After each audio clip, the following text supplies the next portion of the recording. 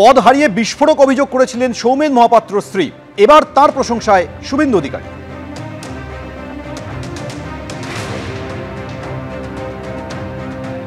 সৌমেন মহাপাত্র স্ত্রী হিসেবে বলবো না, উনি শ্রদ্ধাভাজন চিত্তউর্মী। শিক্ষা আছে, দীক্ষা আছে, ভদ্রতা আছে, নম্রতা আছে। গোটা রাজ্য জুড়ে ওদের যে ইকোসিস্টেম আমার বিরুদ্ধে নোংরা নোংরা কথা ব্যক্তিগত আক্রমণ করে, পোস্ট করে, এটা প্রমাণিত হয়ে গেল সুমনা মহাপাত্রর কথার মধ্য দিয়ে। এটা মমতা ব্যানার্জি তার ভাইপো এবং আইপ্যাকের নির্দেশে করতে হয়, মন থেকে কেউ করে না। এতদিন যে ওদের ইকোসিস্টেম আমার সম্পর্কে বলে, এটা যে বলানো হয়, এটা সামনে এসেছে।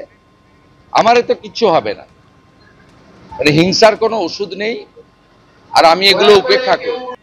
আজ পঞ্চমী, শহরে পুজোর আমেজ, আনন্দ উদযাপনে সাধারণ মানুষ। কিন্তু এরই মাঝে মর্মান্তিক ঘটনা। বেহালার সরসুনায় বিদ্যুৎ স্পৃষ্ট হয়ে মৃত্যু হয়েছে। 4 দিন কেটে গিয়েছে প্রবল বৃষ্টির পর, কিন্তু জমা জলে বিদ্যুৎ স্পৃষ্ট হয়ে ফের মৃত্যুর ঘটনা। এই খবরে যেমন আমাদের নজর থাকবে, এর পাশাপাশি বিভিন্ন পুজো মণ্ডপ থেকে আমরা ছবি তুলে ধরব। সাধারণ মানুষ কতটা আনন্দ করছেন সেই ছবি তুলে ধরব। তবে শুরুতেই যে কথা আপনাদের বলছিলাম, যে ফের বিদ্যুৎ স্পৃষ্ট হয়ে মৃত্যুর ঘটনা।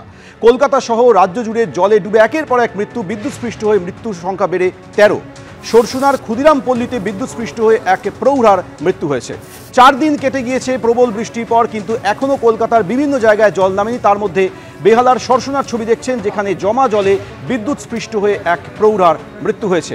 সেই মহিলাকে বাঁচাতে গিয়ে আরও 2 জন আহত হয়েছেন।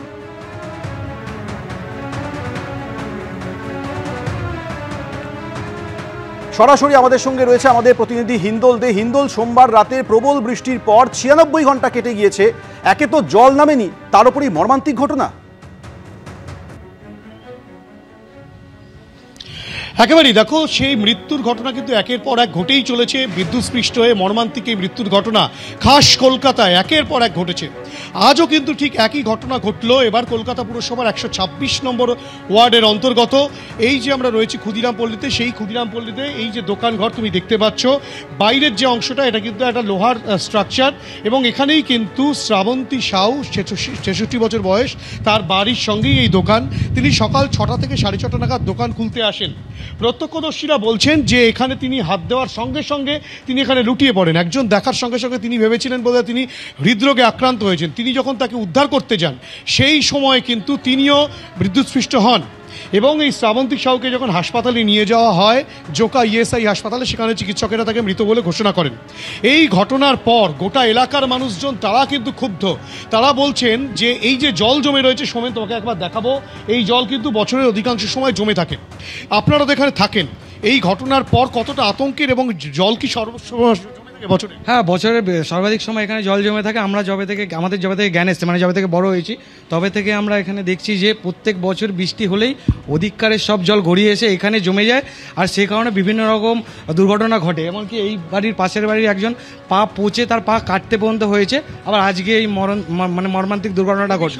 স্থানীয় কাউন্সিলর ঘনশ্রী বাগ, তাকে কি কিছু জানিয়েছে? তাকে আমাদের পাড়ার অনেক বাসিন্দারা গিয়ে চিঠি দেওয়া হয়েছে, প্লাস চিঠি দিয়েছে বা বলেছে, তারা গিয়ে বলে এসছে, তারা বলেছে হবে হবে হবে বলে আমাদেরকে বিগত দিন থেকে এতদিন পর্যন্ত আমাদেরকে আটকে রেখে দিয়েছে। আজকে এই ঘটনা হওয়ার পরে আমরা সবাই বলতে বাধ্য হলাম আর কি। কাউন্সিলর কোনো কাজ করেন? না না না না, উনি কোনো কাজই করেন না, এখানে আসেও না। এসে দেখেন ওনার কিছু লোকজন পাঠায়, মাঝে সাঝে এসে দেখে যায়, আমাদেরকে আরও বলে যায় তোরা বেশি বলিস না, তোরা কম বল, এরকম আমাদেরকে বলে যায়। আতঙ্কের আমরা প্রচুর আতঙ্কে আছি। একদিকে এই বিদ্যুৎ পৃষ্ঠের ঘটনা, একদিকে জল, একদিকে আমাদের মানে পাড়ার লোকের ঘরে জল ঢুকে গেছিলো, তারপরে কারোর ঘরে তো সাপ থেকে ব্যাঙ থেকে শুরু করে সব কিছু ঢুকে যাচ্ছে। আমরা প্রচণ্ড আতঙ্কের মধ্যে আছি। স্থানীয়রা যেটা বলছেন, তারা প্রচণ্ড আতঙ্কে থাকেন। স্থানীয় কাউন্সিলর 126 নম্বর ওয়ার্ডের ঘনশ্রী বাগ, তিনি কিন্তু এখানে আসেন না। যদিও এই বিষয় নিয়ে তৃণমূল কাউন্সিলরের এখনও পর্যন্ত কোনো প্রতিক্রিয়া আমরা পাইনি। এবং এই যে ঘটনা ঘটেছে খাস কলকাতায় 126 নম্বর ওয়ার্ডের অন্তর্গত এই ক্ষুদিরাম পল্লীতে, এই নিজের দোকান খুলতে গিয়ে, বাড়ির সঙ্গেই লাগোয়া দোকান, সেই দোকান খুলতে গিয়েই যেভাবে শ্রাবন্তী সাউয়ের মৃত্যুর ঘটনা ঘটলো বিদ্যুৎস্পৃষ্ট হয়ে, তাতে কিন্তু গোটা এলাকার মানুষজন তারা রীতিমতো আতঙ্কিত। স্থানীয়রা বলছেন অনেকে দোকান খুলতে ভয় পাচ্ছেন। এবং তোমাকে আরও একটা জিনিস বলে রাখি, এই যে সামনেই একটি ল্যাম্প পোস্ট রয়েছে, বিদ্যুতের খুঁটি বলা যায়, সেই বিদ্যুতের খুঁটি থেকে কিন্তু সম্ভবত বিদ্যুৎ সংযোগ হয়েছিল জমা জলে, এবং তা থেকেই কিন্তু এই শ্রাবন্তী সাউয়ের মৃত্যু হয়ে থাকতে পারে, তেমনটাও কিন্তু মনে করা হচ্ছে। একেবারে স্থানীয় বাসিন্দারা বারবার অভিযোগ করছেন যে দিনের পর দিন ধরে তারা প্রশাসনকে বলেছেন, কিন্তু কাজের কাজ কিছুই হয়নি, যার মর্মান্তিক পরিণতি এই মৃত্যু। তোমাকে ধন্যবাদ। নিউজ।